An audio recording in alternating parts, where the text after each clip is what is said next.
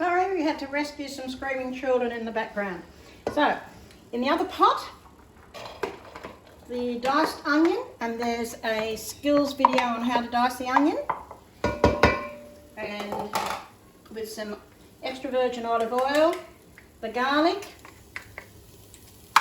and we want to sweat these and soften the onion before we add the meat. The meat's the next part to go in. So while that's cooking, what I'm going to do is I'm just going to break the meat up a little bit,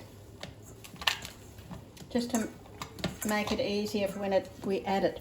I've grated the carrot and I've cut the broccoli into little florets to go in there. And I've already prepared my herbs, I've shredded them and chopped them. And I'm just going to grate the zucchini. It's a pretty fancy looking grater you got there.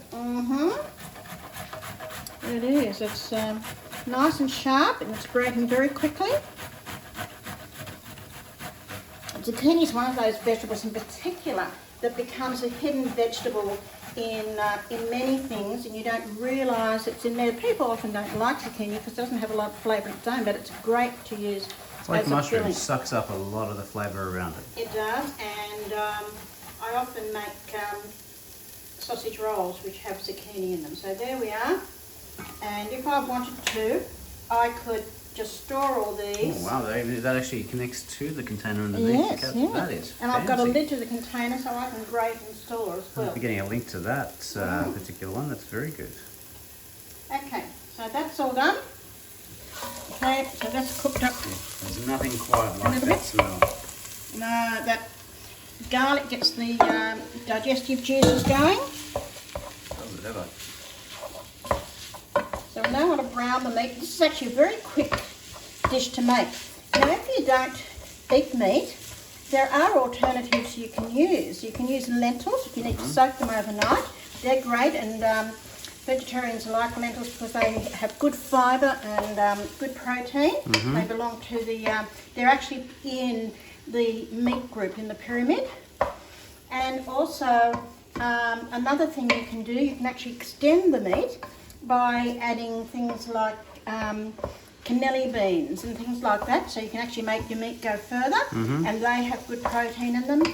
And this dish we're making can be converted into so many things. We're saying Bolognese, but we could make it into a lasagna, make it into... you could do it's almost like a shepherd pie almost. Oh, shepherd pie is one, pie yes. filling, things like that. Yeah, if you have any left over from the dinner, you can then reinvent it into something else. And even if you have red kidney beans, you can have chili con carne. And all you need to do for that, and I'll just get it for you. So you've got cannelli beans, which you can add. I've often done that with a bolognese, add that to extend it. But also, if you're doing a chili con carne, all you need to do is add some Mexican chili powder, which is a milder version of chili powder, so it's not as doesn't burn your mouth, but gives you the flavour.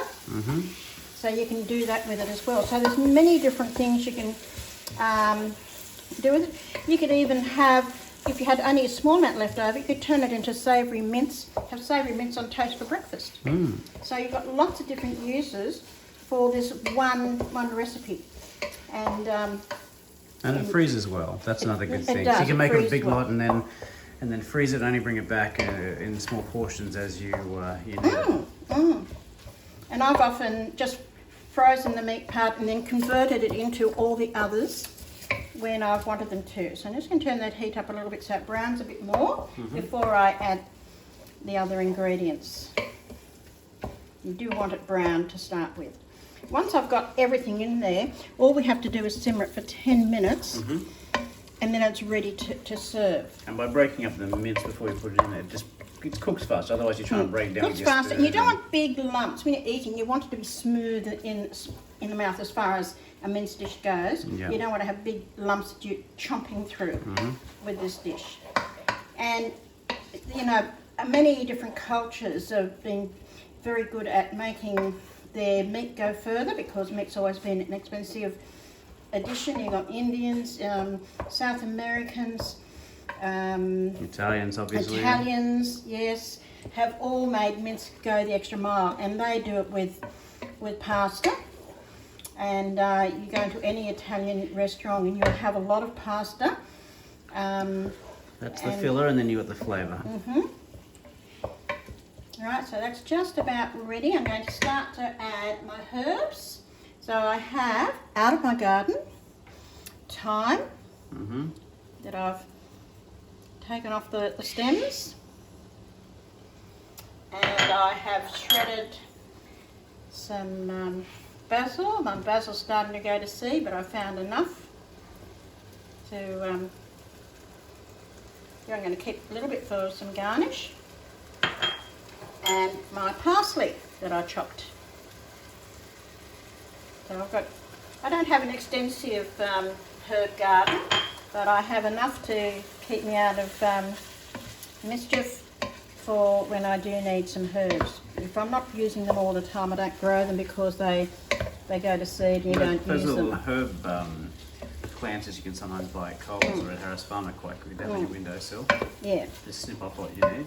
Yeah. It can be expensive buying herbs just for one. So, carrot.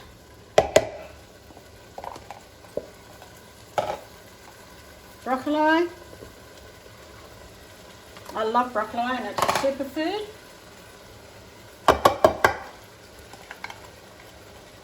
Zucchini. Getting all our vitamins, particularly the vitamin C, but carrot gives us our vitamin A.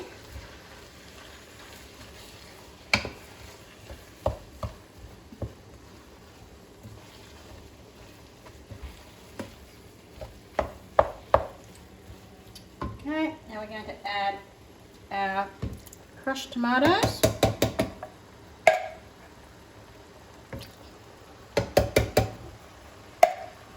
And if you had real tomatoes in the fridge to use up, you could just chop them very finely and or squash them with your potato masher to get to this point, or blend them up.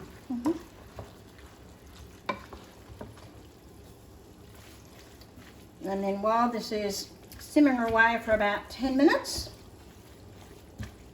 with the lid on of course, I'll be checking to see how the pasta's going, and I have ready the Parmesan cheese ready to go on afterwards. So it doesn't take long at all for this to cook. So I just put the lid on. I'll see you in 10 minutes.